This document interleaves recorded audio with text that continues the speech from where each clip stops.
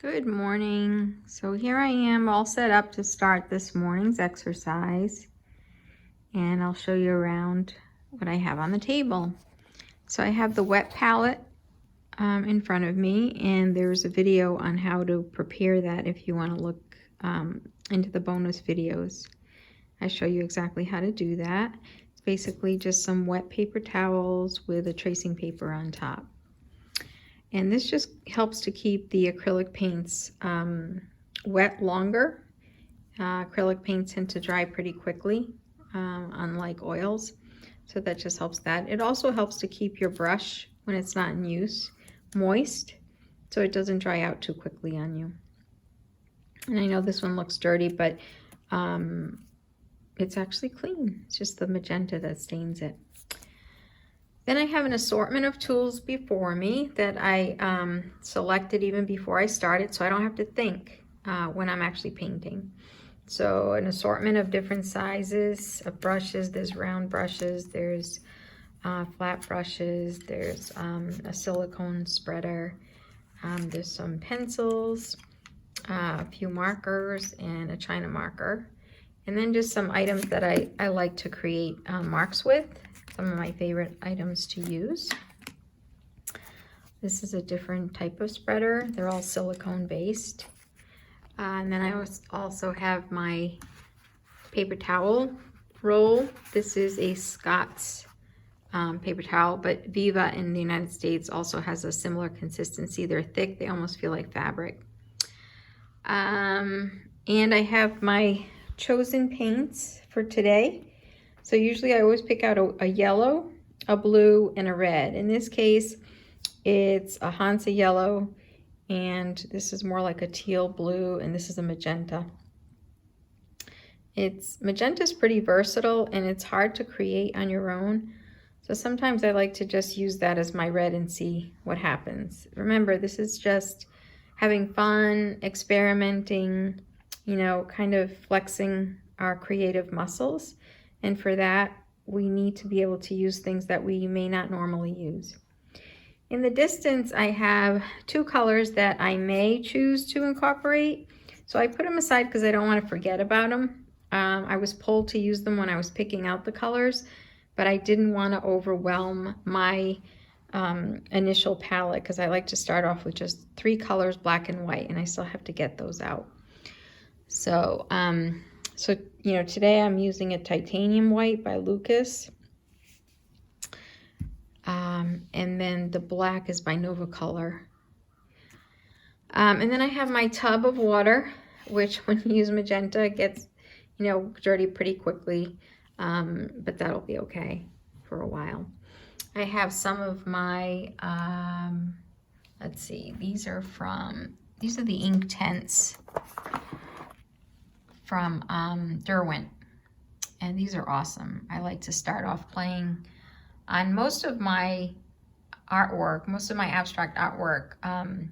Right at the beginning, I just like using those on the surface. It's fun, and I'll show you.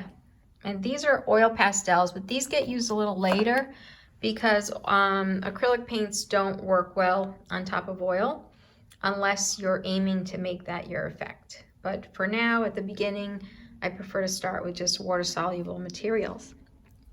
So this is just a snapshot of the materials that I start off with, and I hope this is helpful. Okay, so here we are. I'm gonna start, and it's just about doing what feels good, what comes to us. You can start off with different marks. Like I said, sometimes I like to start off with a one of these ink tents. You can see that.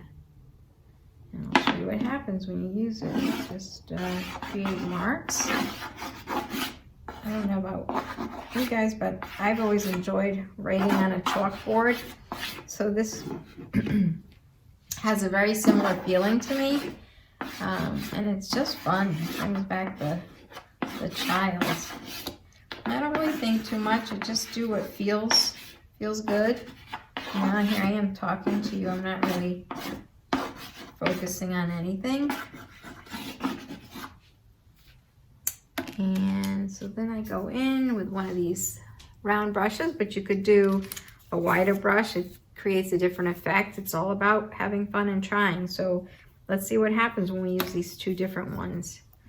So if you go in with this one, you wet it a little bit and you bring it on. And look at that. What a great effect. I love that. Diffuses the Inktense crayon.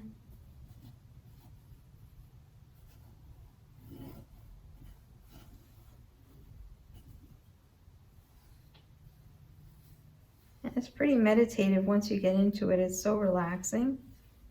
You know, you just follow the strokes that were created. And I'm talking right now, so it's not as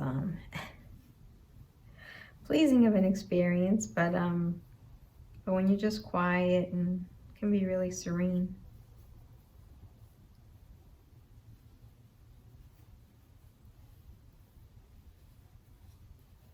Okay, so that's an effect, right? So let's see what happens if I were to get, just let's say this big brush and just apply the water liberally and not follow the lines exactly, and see what kind of an effect we get. So it's more of a smear, right?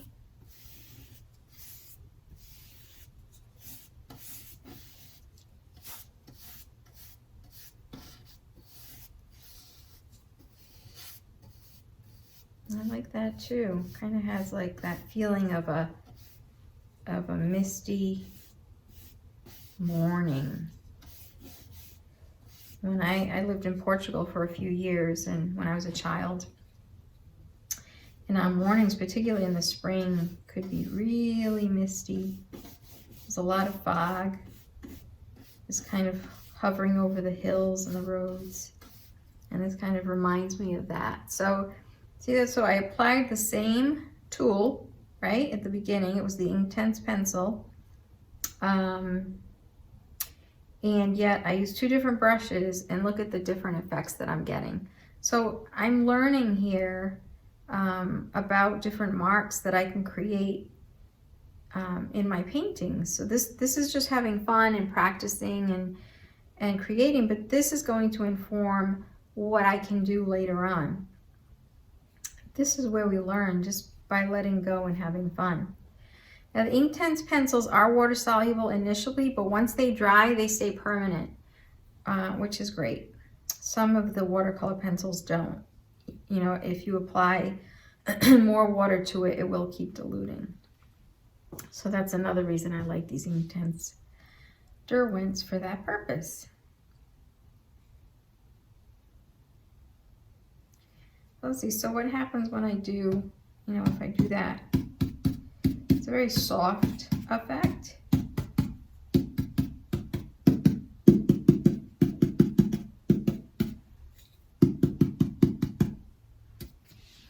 And over here to this side, I have another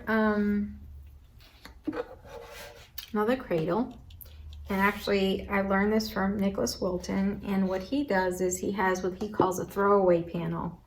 So when you have extra paint or extra ink on your brushes, whatever might be on your tool, you just kind of go over to that and you leave the leftovers on there.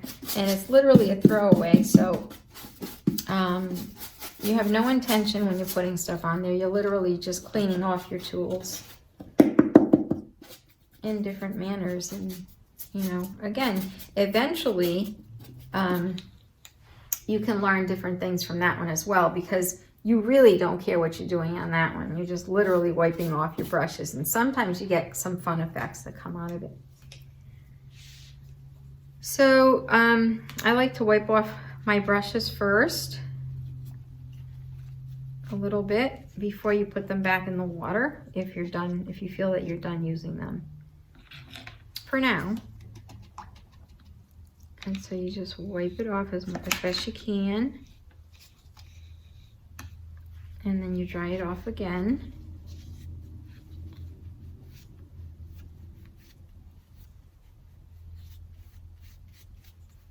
And you can set them aside, or you can put them back on the palette if you think you're going to be using it again shortly. So this one, I just wipe it off a little bit. And this one I think I'm going to put on the palette because I might use it again. Okay, so I could go ahead and do all the lines, right? It's not about thinking, it's about feeling, and it was so fun that I am tempted to do that. But I'm kind of curious as to the colors that I've chosen paint-wise. So I'm interested in seeing what I can do with the colors, mixing them, and you know, what's going to happen to those colors if I mix it straight into the lines that I put on the board. Again, it's just experimenting and learning, right? So if I, let's say, start off with the teal.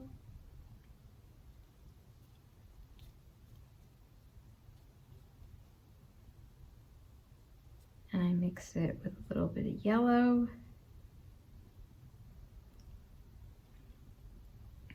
And part of experimenting is creating the colors. So, you know, that's what makes an artist's piece of work unique, is not just that the artist is creating the design and the style, but it's also that they're blending their own colors. And that's what makes it fun for me anyway. I don't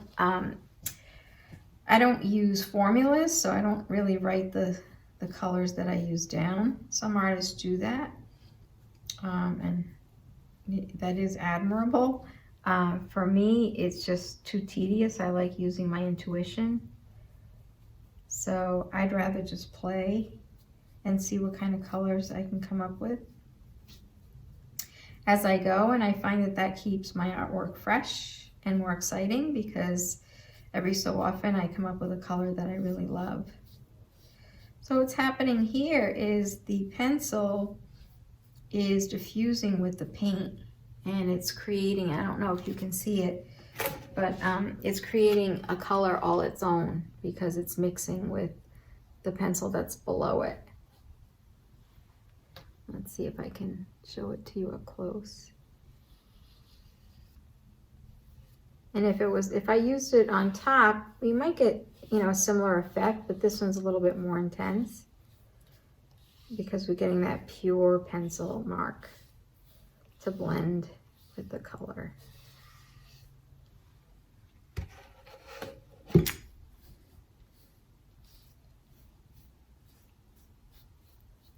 And I like how that teal just came through a little bit more. Let's add a little bit more teal. Teal just always reminds me of beautiful weather in the Caribbean, you know, and certain greens, the lush color of the islands. Some of my favorite colors. So when you can't be there, the next best thing is using the colors that make you feel like you are. So let's see, I'm going to put in a little bit more yellow. See if I can get more of a limey green.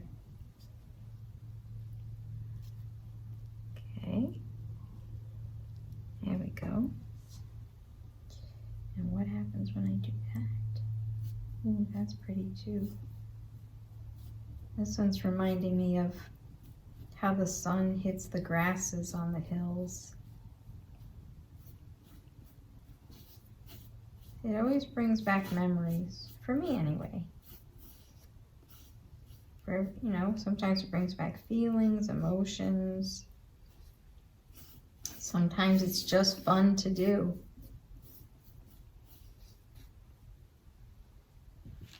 Okay, a little more teal.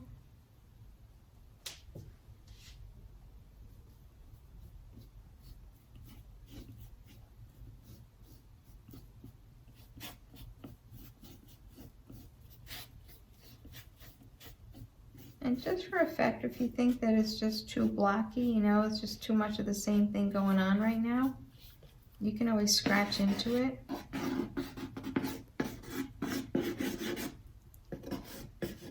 Sometimes that's fun because it allows the other colors from behind to come through. And then if you think that's too much, you just kind of blend over what you think is just a little too much, too many scratches. Okay, so I think I've done enough of that. I'm kind of getting bored with this brush. So again, I'm focusing on my feelings, my bodily sensations, I got to a point where I started to feel, okay, this is a lot of the same. I've done this a lot, so let's move on and try something else. So I wiped it off, most of it on the paper towel, and then it goes into the water. That way your water stays cleaner longer, and you don't have to switch it out as often. And when you use really good quality paints, they're very highly pigmented, which is great. But that also means that your water is going to get dirtier faster. So then I dried that, and that's all set. We can put that aside. Okay, so I haven't tried the yellow and the magenta yet, and I wanted to see what kind of orange we can create with that. But this time I'm going to use the bigger brush to create different strokes.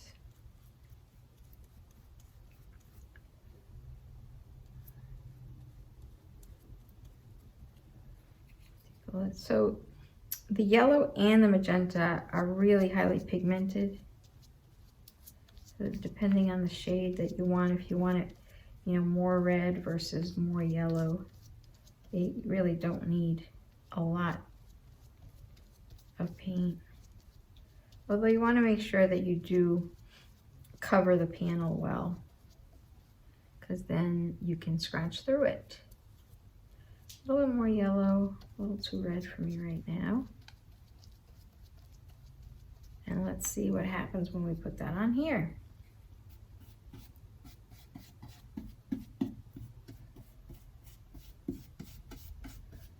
So these paints are a little bit more transparent. So the marks underneath it are actually showing through really well. And it's creating a cool effect. Like a mysterious, you know, almost like you're peeking through a veil. And as it's still blending with some of those black marks that were there. So it's creating a rich color as it blends with the black. It's not just that, you know, vibrant kindergarten red. And let's add a little bit more yellow and see what we can get.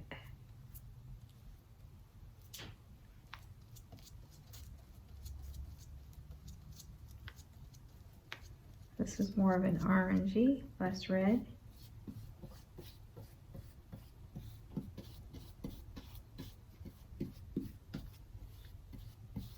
And that was a little bit more opaque.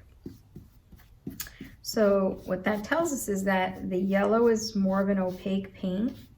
It covers more solid, and the magenta is a little bit more transparent.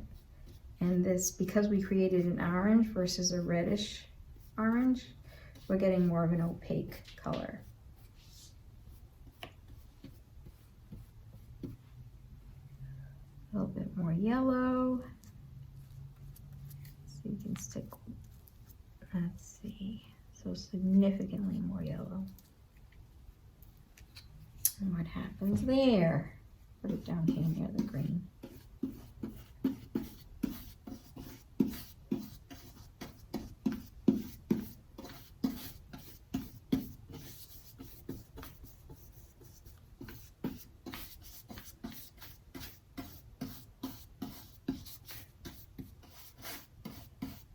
One of the things I enjoy the most is the blending and the diffuse marks that come out when I paint. And more close as to what's happening here. You can see those marks are popping through.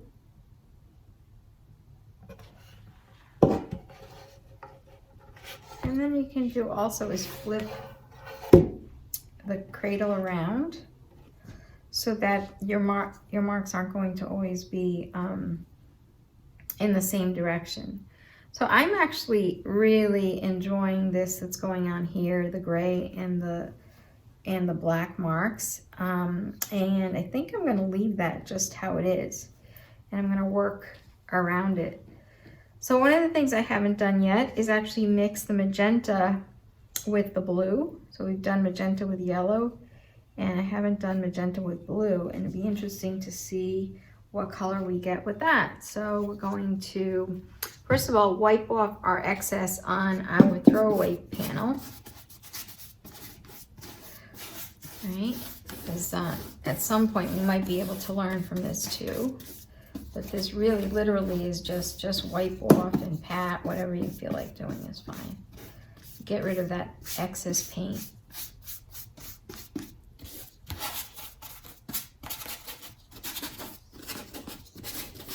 And then you wipe the rest on the towel.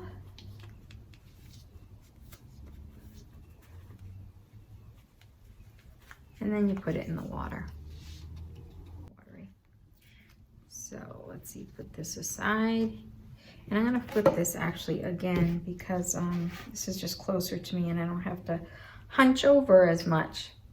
So now I'm gonna try a different tool. I'm gonna use this spreader made of silicone. So this creates a different mark. And I'm going to try to blend the magenta with a little bit of blue or teal and see what kind of color that gives us. Definitely a purple. Let's see what happens.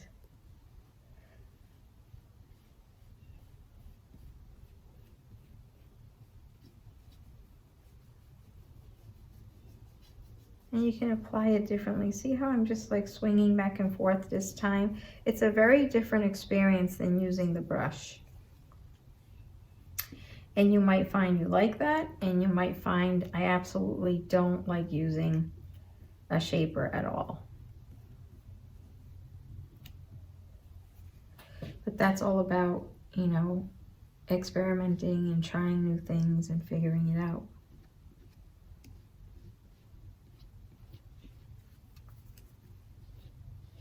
I like how when I apply it and then scratch it off, creating all these different shapes. I'll show you up close in a minute.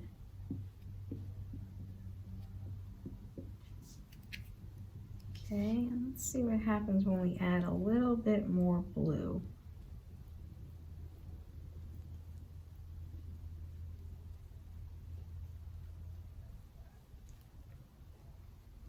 And yeah, the blue, it almost looks like a bluish gray.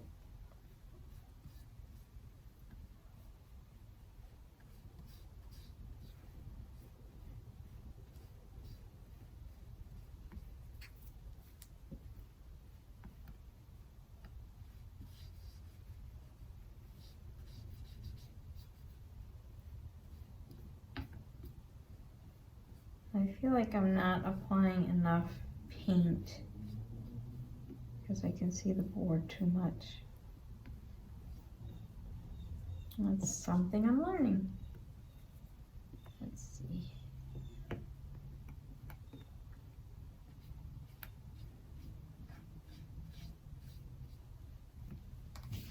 Okay, so this stands out to me too much. Let's add a little orange to it and see what happens. Sometimes the colors that you mix that are, you know, a mix of complementary colors almost, can actually be kind of exciting, you know. They feel richer and more interesting. They don't feel too, see now that's fun. See, that just happened by accident because I still had quite a bit of orange on there. I didn't actually mix it completely. So now you're getting these little pop throughs of just pure orange.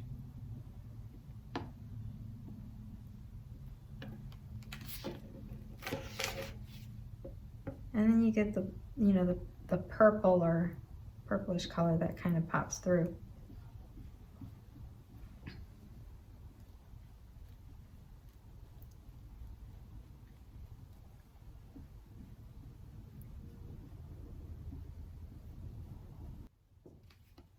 So when you have thicker paint and you take the side of the spreader, you can actually carve things into it when the paint is still wet. And that might be something you enjoy, or it might be too much for you, and if it is, you can just kind of just go over it, cover it back up again. But I think that kind of makes it interesting and mimics what's going on here in a different way, a different texture. Okay, so now I'm starting to think a little bit too much, starting to get to the point where, okay, a lot is covered up. I'm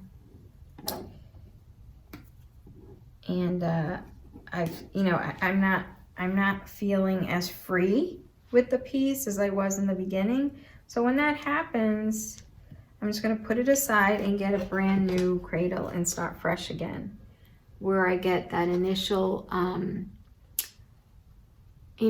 feeling of joy and curiosity, and you're looking at a white, cradle, and you just, can't wait to have fun.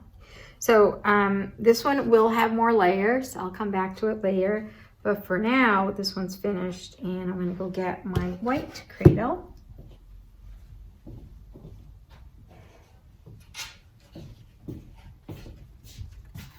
And this just, see how it's just, when I look at that, I just think the promise of having fun. I can do so much on this and not worry about it.